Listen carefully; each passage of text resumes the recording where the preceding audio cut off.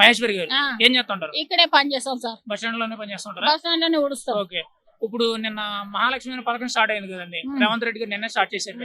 ఇప్పుడు ఆ పథకం వల్ల మహిళలందరికీ మంచి చేకూరుతుంది అనుకున్నారా? అంటే కొంచెం ఇప్పుడు ఆర్టీసీ బాగా రద్దీగా ఉంటుంది కదా, దానివల్ల మీకు అంత వెసులుబాటుగా ఉంటుంది అనుకుంటున్నారా?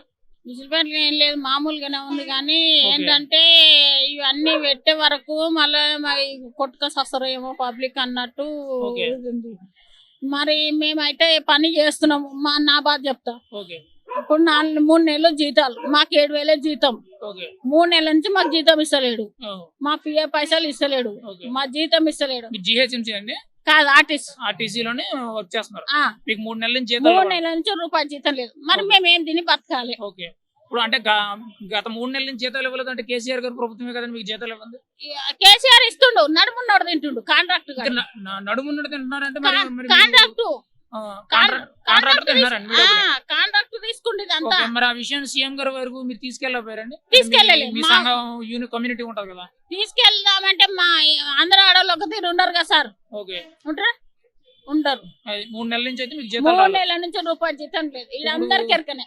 ఓకే. ఇప్పుడు కాంగ్రెస్ ప్రభుత్వం వచ్చింది కదా, మీ జీతాలు అనేవి మీకు టయానికి అందుతాయి అనుకుంటారు? తెలియదు, వస్తాయో రావో తెలియదు. ఇంకా ఇప్పుడే కదా వచ్చింది. ఓకే.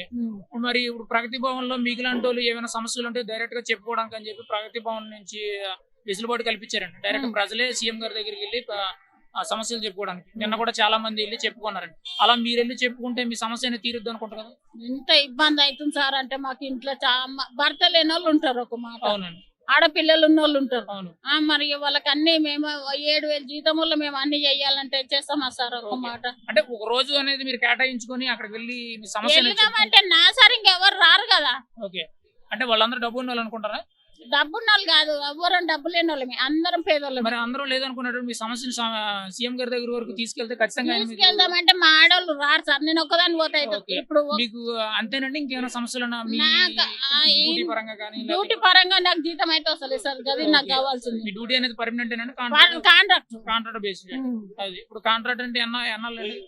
3 సంవత్సరాలు అవుతుంది. 3 సంవత్సరాల తర్వాత మళ్ళీ మీరు ఉంటారన్నా లేకపోతే మార్చేస్తారండి? మిమ్మల్ని మార్చాడు మేమే. అది మీకైతే జీతాలు అనేవి టైంకి అందదు. జీతాలు టైంకి వస్తలే. మాకు 10-15 వేల జీతాలు కావాలి. మాకు మంచిగా నెలకు జీతం రావాలి. అంతే, మాకు బాధ ఏం లేదు ఇక.